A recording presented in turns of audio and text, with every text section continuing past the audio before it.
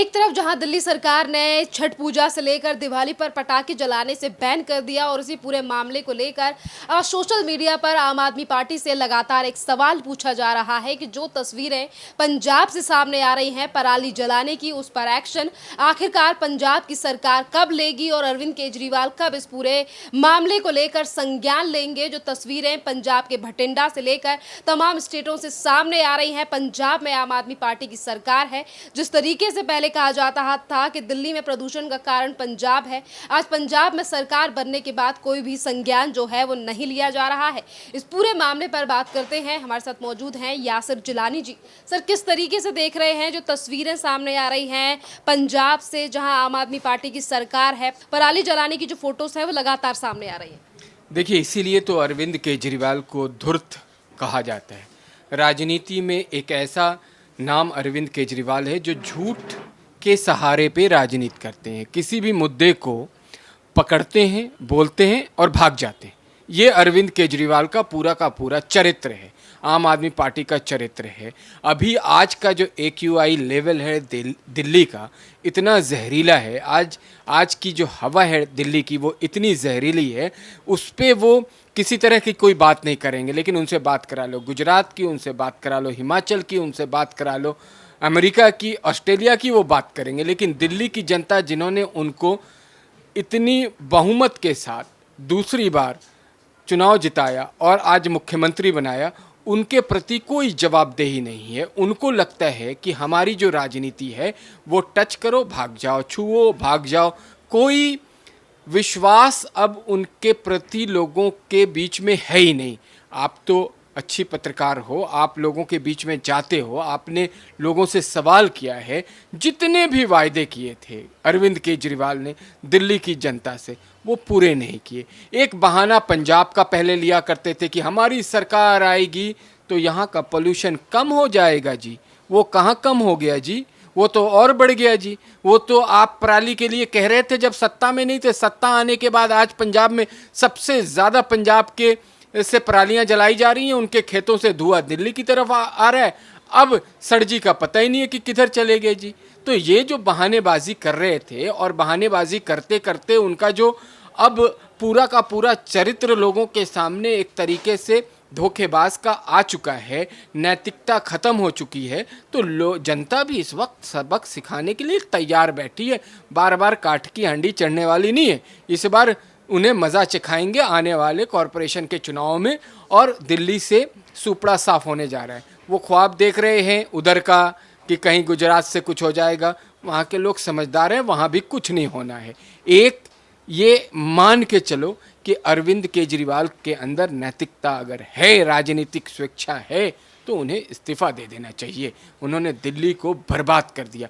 आज मैं जो गुरुद्वारा जो है वहाँ पे सिंह साहब के पास जो स्मोक टावर लगा हुआ है इनका, बाबा खड़क सिंह मार्ग पे, वहाँ मैं गया था, वो बंद पड़ा हुआ है।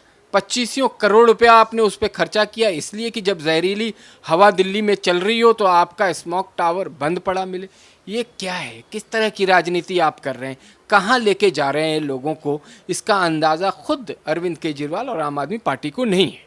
इसके बावजूद भी अरविंद केजरीवाल की पार्टी यानी कि दिल्ली के मुख्यमंत्री की पार्टी की तरफ से, सरकार की तरफ से लगातार ऐलान किया जा रहा है कि इस बार भी MCD में अरविंद केजरीवाल और गुजरात में 150 से ज़्यादा सीटें आएंगी हमारी।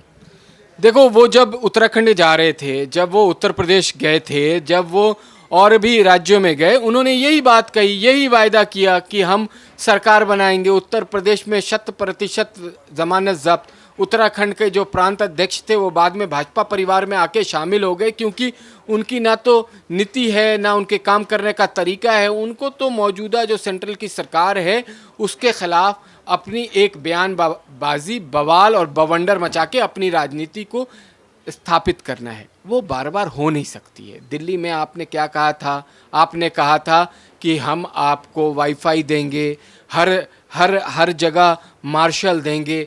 कहाँ है? कहाँ सुरक्षा की बात करने वाले खुद खुद 3-3 लेयर की सुरक्षा में चल रहे हैं।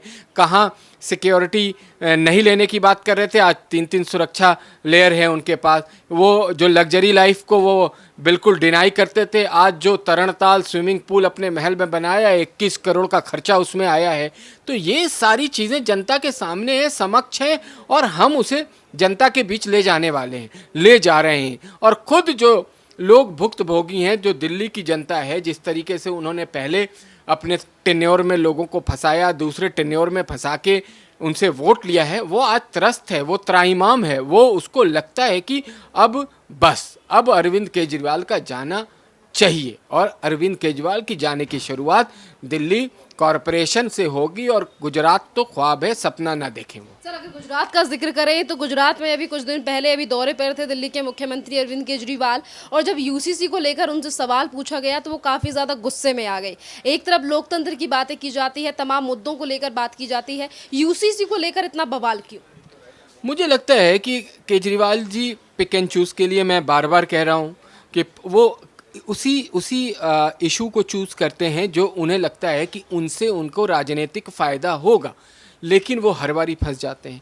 उनका चरित्र हमने अभी देखा, जब कूड़ों की बात आई थी, कूड़ों के ढेर पे वो लैंडफिल में गए थे गाज़ीपुर, और जो उनका पूरा का पूरा एक ऑरा सामने आया, जिस तरीके से वो बात कर रहे थे, जो भाषा का अपशब्द का प्रयोग कर रहे थे, और जो अंदाज़ था भाषा का, वो एक्स IRS ऑफिसर और दिल्ली के चुने हुए मुख्यमंत्री का अगर हो सकता है, तो ऐसा मुख्यमंत्री और ऐसा IRS ऑफिसर किसी राज्य को नहीं चाहिए। अगर इस तरह का आप भाषा प्रयोग करेंगे, एक सभ्य, जो दिल्ली अपनी सभ्यता के लिए जानी जाती है, अपनी संस्कृति के लिए जानी जाती है, दिल्ली अपने दिल वाले लोगों के लिए जानी जाती है, वहाँ पे एक ऐसा मुख्यमंत्री है, जब बात करता है पत्रकारों से, जब मैसेज देता है, तो अपशब्द का प्रयोग करता है, उसमें ऐसा गुरूर और घमंड दिखाता है, जैसे लगता है कि वही तुगलक है, वही मुगलकालीन बादशाह है।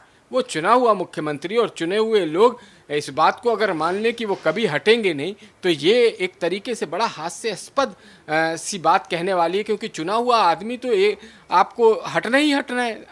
एक बार आ जाओगे, 2 बार आ जाओगे, तीसरी बार आपको जनता भगा देगी, और जनता भगाने के मूड में है। आप चाहे जितने ड्रामे कर लें, जितने आप बड़ी बड़ी बातें कर लें, छल की बातें कर लें, कपट की बातें आप करते हैं, जो लोगों से छल और कपट आपने किया है, वही लोग आपको सबक सिखाएंगे इस बार। दिल्ली बीजेपी की क्या तैयारियां हैं एमसीडी के चुनावों को लेकर? अरविंद केजरीवाल भी लगातार एमसीडी के चुनावों को लेकर कह रहे हैं कि इस बार बीजेपी जाने वाली है, आम आदमी पार्टी एमसीडी में आने वाली है, काम नहीं किया है 15 सालों से एमसीडी में। और इसी तरीके की बातें गुजरात इलेक्शन में भी की जा रही हैं कि 27 साल से बीजेपी ने गुजरात में काम नहीं किया है, जनता जो है वो बदलाव चाहती है।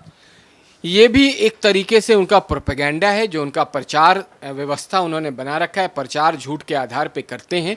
उस पे एमसीडी ने बहुत सारे काम किए। एमसीडी ने बहुत शानदार पार्क बनाए, एमसीडी ने बहुत हज़ार लोगों की नियुक्तियों को किया है, उनको पक्की नौकरी दी है। एमसीडी ने झील बनाए हैं, एमसीडी ने स्विमिंग पूल बनाए हैं, एमसीडी का जो मैटरनिटी होम वाला कार्यक्रम है वो बेहद शानदार है। उसमें जिससे भी आप बात करोगे, लोग आपसे उसकी तारीफ़ करेंगे। एमसीडी ने स्वास्थ्य के बारे में सोचा है, एमसीडी ने सबका साथ और विकास की जो नींव रखी है, उसमें एमसीडी खरी उतरी है। एमसीडी ने बड़ी लाइट्स जो रोड पे लगाई जाती हैं वो लगाई हैं। कोई ऐसा वार्ड नहीं होगा जहां लाइट की व्यवस्था, सुरक्षा को मद्देनज़र रखते हुए एमसीडी ने बहुत सारे काम किए हैं। और भारतीय जनता पार्टी का एक कार्यकर्ता आने वाले वक्त में 250 वार्ड जो सामने आए हैं उनमें जाएगा, और हमारे जो मंडल हैं वहाँ तक पहुँचेगा, और वहाँ तक पहुँच के लोगों को हमारी उपलब्धियाँ, एमसीडी की उपलब्धियाँ जो हैं वो उनको बताएगा। और लोग इस बारे में जानकारी भी रखते हैं, लेकिन उनको हम और भी अच्छे तरीके से जो हमने काम किए हैं वो बताएंगे।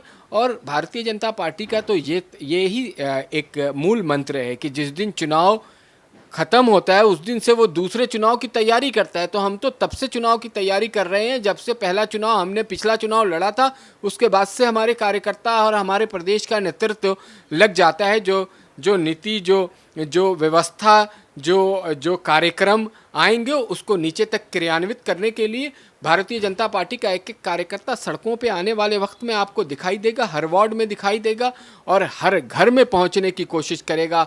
हर हर हर समाज के हर बिरादरी के पास जाएगा, समाज के अंदर पहुंच के लोगों को ये बताएगा कि भारतीय जनता पार्टी ने अपने 15 साल के टेन्योर में जिस तरीके से दिल्ली को सजाया है, दिल्ली को बनाया है, दिल्ली को बड़ा किया है, खड़ा किया है, उन उपलब्धियों को भारतीय जनता पार्टी लोगों तक पहुंचाएगी और इस पे हम चुनाव लड़ेंगे और पुनः जीत के आएंगे। बहुत बहुत धन्यवाद सर।